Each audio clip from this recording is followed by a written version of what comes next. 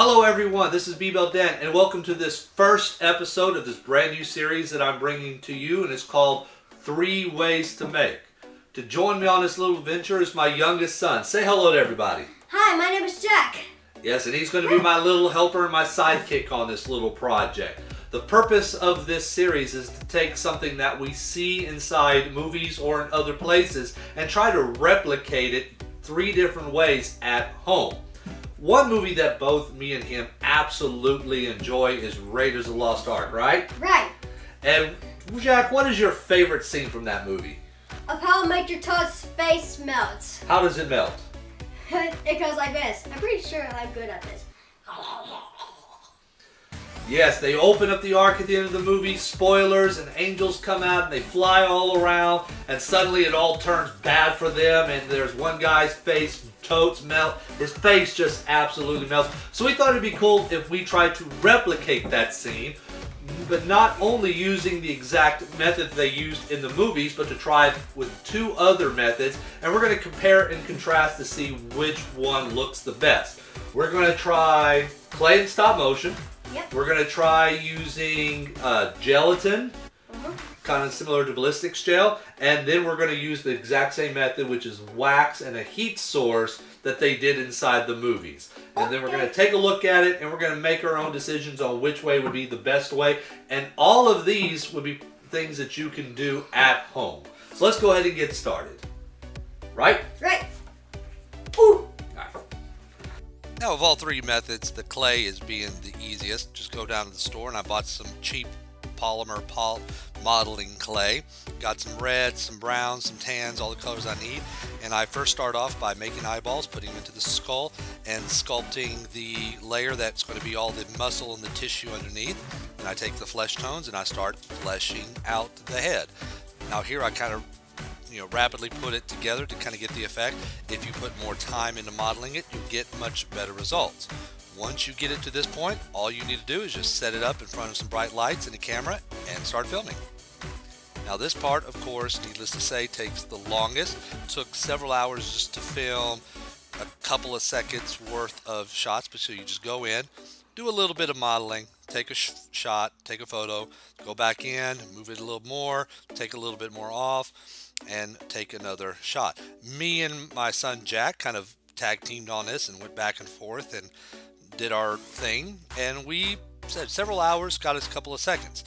Now we just kind of haphazardly went through this. If you was to put more time into it and animating it and making more subtle changes, you can get a much better result. After we got finished with it and we were happy with the results, we put everything in the computer, edited together, and we got this.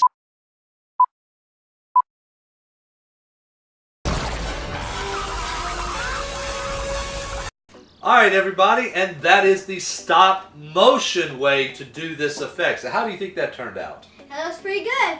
I can give credit to it. Alright, I think it turned out pretty good as well, but that's only the first method. We got 2 more methods to go. The second method is to use gelatin. This is something that you can find at any kind of store. We bought some generic store brand stuff and tried it out, and it worked out pretty good. It's very cheap. In fact, this is the same stuff that they use to make ballistic gel, and ballistic gel is supposed to have kind of the same amount of, what is it, solidity or not solidity? I have no idea. But it's a pretty good analog to human flesh, so that's why we decided to try it out. So we got 2 different colors of the gelatin. One was red, cherry flavor, and this one is non-colored. And it's strawberry flavored. No, that's not strawberry. It's actually unflavored gelatin, it says right there. Oh. So we used that to go ahead and try to do this. So first we did is we took the skull that we used for the stop motion, and we put the clay back on to get all the features, the nose, the eyes, the cheeks, and everything. And after that, we used plaster of Paris to make a mold. Then after that, we took some clay and lined the inside of that mold to save a little bit of a gap to signify the flesh, the cheeks, the nose, areas that's not really full of blood vessels and muscles and things like that. Then we took the red gelatin and went ahead and whipped up a batch of that, poured it into the mold, sticking the head into the mold and letting that solidify overnight to get that muscle and the blood layer.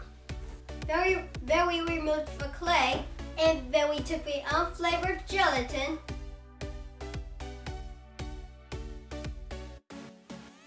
Whipped that up.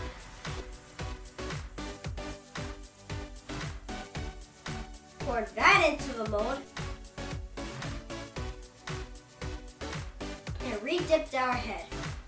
And the end result ended up being this right here. We gave it a small layer of paint on it to kind of get it to where you can see some details. It's not the best that we could probably do.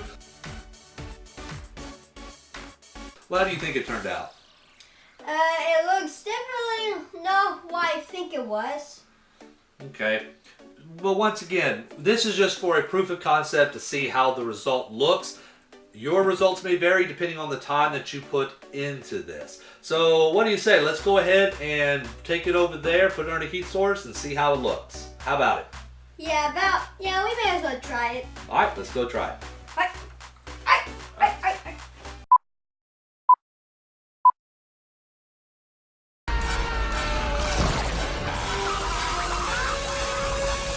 All right, everyone, and that is a second way that you can do that face melt effect, this time using gelatin.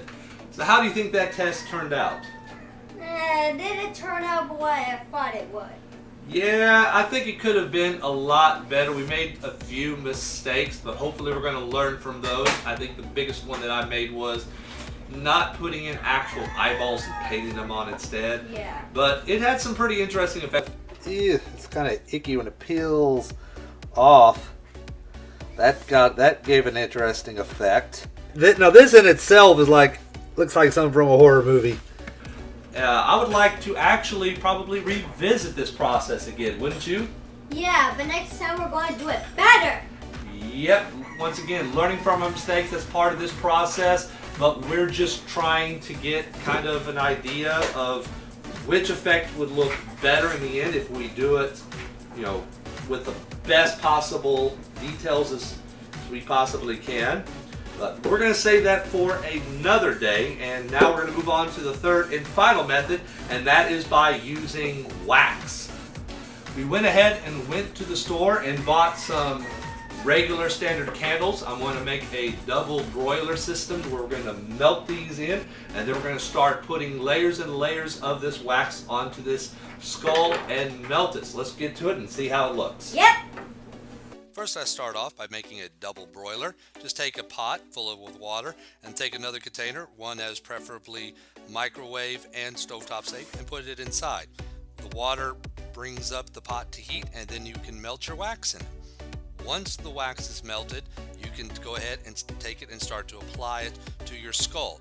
You can use a spatula, or you can also use a spoon to kind of scoop up large amounts of the wax and fill in deep cavities.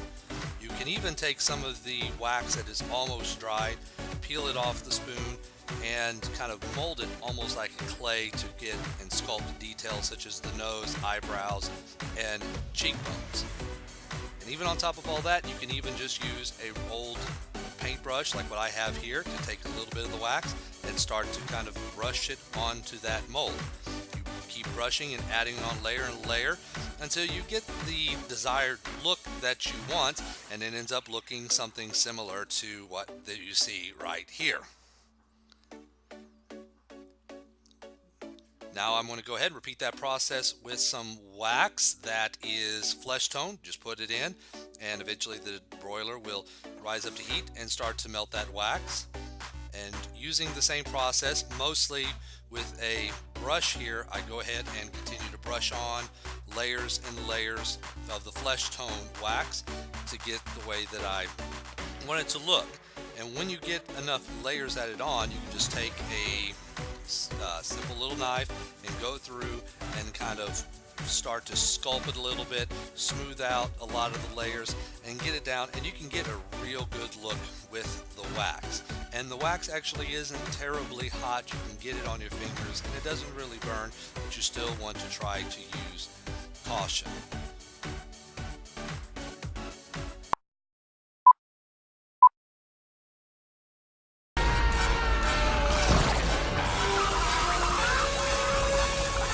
All right, everyone, so we just got done with the last test. Our skull made it out with a few little scratches and bumps and dents and stuff. Well, with that being said, how did you think that test went out? It turned out awesome.